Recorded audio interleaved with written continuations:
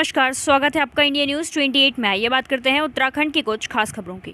निकाय चुनाव में कांग्रेस पार्टी से टिकट न मिलने नाराजगी। पार्टी से बगावत कर निर्दलीय प्रत्याशी के रूप ठोकी ताल।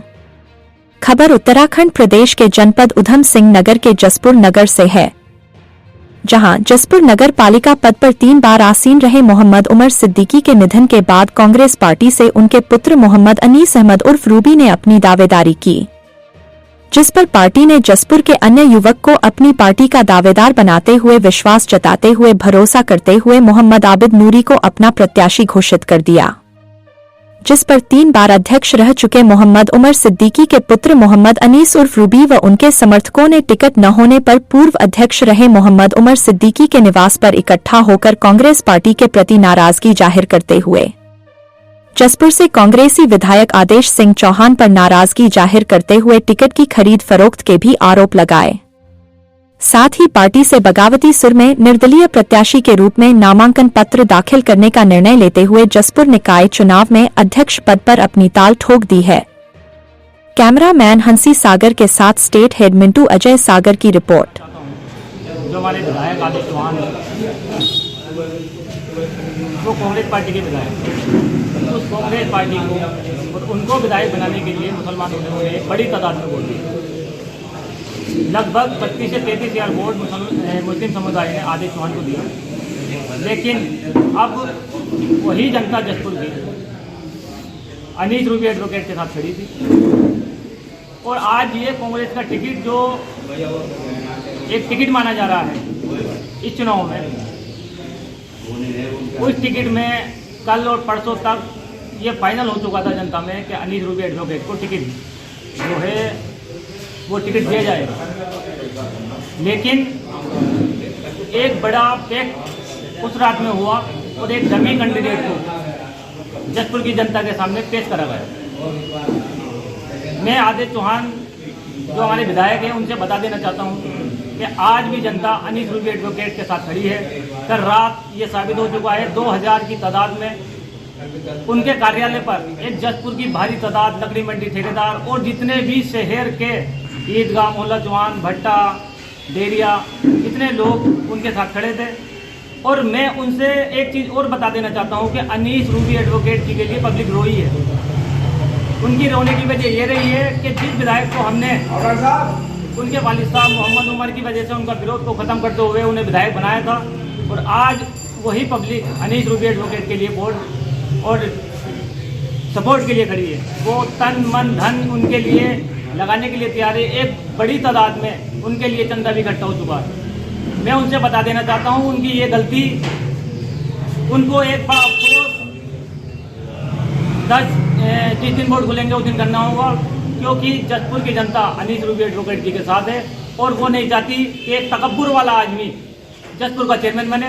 वो हमेशा गरीब आदमी को चेयरमैन बनाना चाहती है। जैसे मैं आपको बता दूं कि हमारे बुजुर्ग मुख्तियार साहब एक गरीब आदमी थे, वो जसपुर के चेयरमैन बने।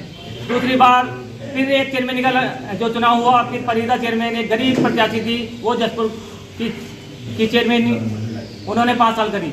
फिर तीसरे प्रत्याशी आए मोहम्मद उमर सिद्दीकी, वो भी गरीब थे, उन्हें लोगों ने चंदा दिया, उनको 3 बार चेयरमैन बनाया। जैसे मैं इन श्रेणी में खड़ा करूँगा हाजी जाय साहब को, उस टाइम वो भी गरीब आदमी थे, जितने खड़े थे सब उद्योगपति थे।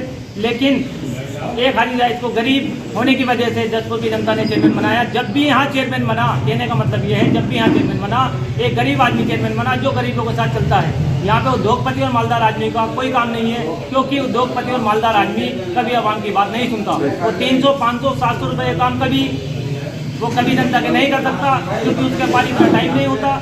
और मैं एक चीज़ और बता देना चाहता हूँ कि आने वाला समय मोहम्मद अनीस रूबी एडवोकेट जी का होगा और जनता ने खुले लफ्जों में ये ऐलान कर दिया है कि टिकट कोई मायने नहीं रखता है चुनाव में। और जो टिकट मायने रख रहा था वो भी अनीस रूबी एडवोकेट की वजह थी, और आज अनीस रूबी एडवोकेट जी को टिकट नहीं मिला तो इस टिकट की कोई भी मायने नहीं रखता। और अनीस रूबी एडवोकेट आने वाले चेयरमैन होंगे इंशाअल्लाह। जसपुर की आवाज़ उनके साथ।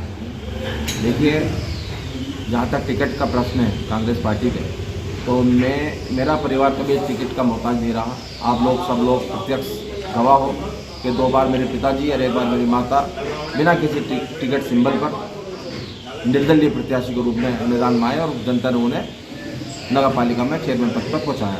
जहाँ तक मेरे टिकट का सवाल था, क्योंकि कांग्रेस पृष्ठभूमि के होने के नाते 2022 में मेरे पिताजी ने बीमारी की अवस्था में, बीमारी की हालत में आदेश सिंह का इलेक्शन लड़ाया, क्योंकि उनका बहुत विरोध था जनता में, बहुत विरोध था। मगर मेरे पिताजी के चेहरे पर जनता, खासतौर से मुस्लिम समाज एक हुआ, राजेश सिंह के साथ आकर खड़ा हुआ और हमने भी बहुत मेहनत की। इसी को दृष्टिगत रखते हुए हमने सोचा, कुछ साथियों की राय हुई कि आप कांग्रेस का सिंबल पर चुनाव लड़िए। हमने निवेदन किया और हमें आश्वासन था पूरा, और राजेश सिंह चौहान जो विधायक हैं वो हमें देहरादून पार्टी अध्यक्ष से प्रीतम सिंह जी से मिलवा के लेकर आए थे, और यहाँ तक कि पर्चा कब भरा जाएगा ये सब डिस्कशन हो चुकी थी। मगर एंड में आके वही हुआ जो सबको डर था। सब लोग कहते थे हमसे कि आपको टिकट नहीं मिलेगा, ये टिकट पैसों में मिल जाएगा, मगर हमें विश्वास था कि आदेश सिंह पिछली बार की तरह इस बार नहीं करेंगे। मगर हुआ वही जो लोगों की आकांक्षा थी।